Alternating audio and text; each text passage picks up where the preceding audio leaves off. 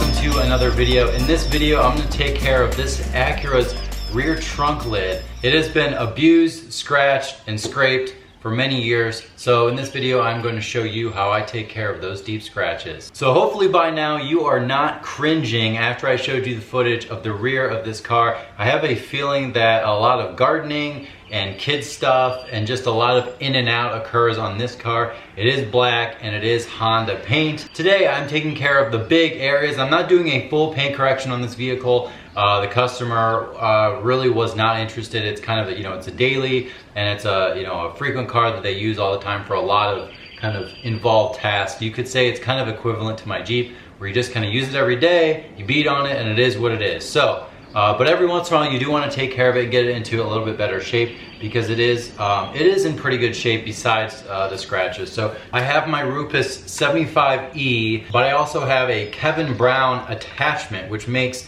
the head of this much smaller, and I will put a link for the description below. I don't think Rupes necessarily recommends doing something like this, but it is a different head, and it does have the smaller medium green pad from Rupes, and that's going to allow me to get into these smaller areas much easier than if I just have the regular 3-inch pad. I think this is a 2-inch.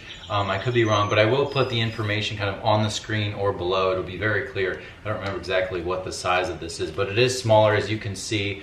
The size of this kind of is pretty much the exact size of this. The compound I'm using is Menzerna FG 400. This is a heavy cut compound. This situation probably even calls for wet sanding. CarPro Eraser is to soak up the oils. Just have a plush microfiber towel handy, and we're gonna get to town.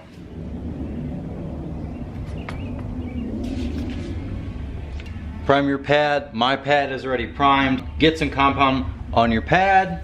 Speed 1 to spread it in. So kind of go like this. Speed 1.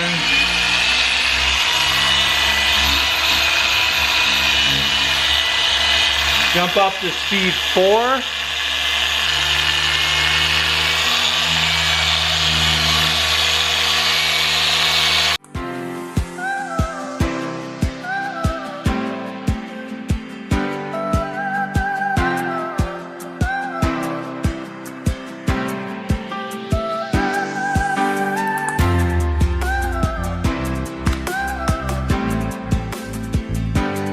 Alright, so as you guys can hopefully see, this is where the tape line was, which is unbelievable. And I just did 2 to 3 passes, and obviously there is some paint missing. There's nothing we can do about that. There's still some, I kind of just went to here. Obviously you can see it's much worse. But even just after 2 or 3 passes, I might just do 2 more and jewel it up. That might be all we need, because this is a huge difference. I mean, this is just insane, guys. But the point of this vehicle is not Pebble Beach here. You can even see on the side, which I didn't even spend very much time doing. So there is some paint missing, right here and right here. But just kind of to get this car back into normal shape. The rest of it is kind of normal love mark swirls, but this is the problem area. So we're just going to take care of the rest of this, and let's cut to that.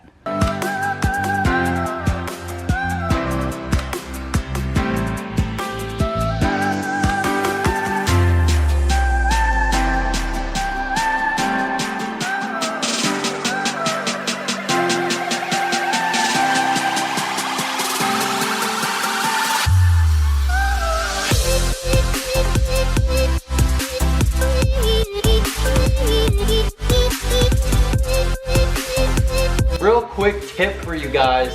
As you saw me, I learned this. I don't know actually who initially introduced that technique to me, but it's essentially what I was doing was kind of going back and forth like this, as opposed to, you kind of cross hatch it normally, but on the deeper scratches, it's called scrubbing. So what you do is you cross hatch like normally. This is what I do. I cross hatch, I do the panels as I would normally do, and especially on like this vehicle, there's a lot of, those very deeper scratches where something definitely dragged across the surface and made a huge scratch, which a lot of them I can't fully get out, but I'm actually rounding them off, which makes them much harder to see, which is kind of the point here, as I kind of said earlier. But when you scrub it, you kind of just have the polisher doing a lot more work in a very defined space. You're really focusing on one area. Just be careful, you don't want to have too much heat or anything like that.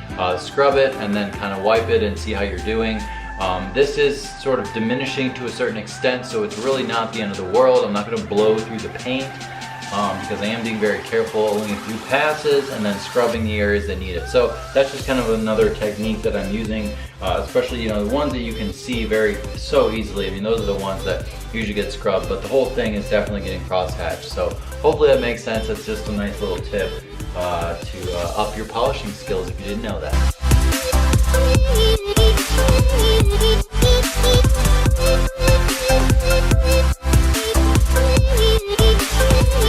Alright guys, so that is gonna do it for the MDX.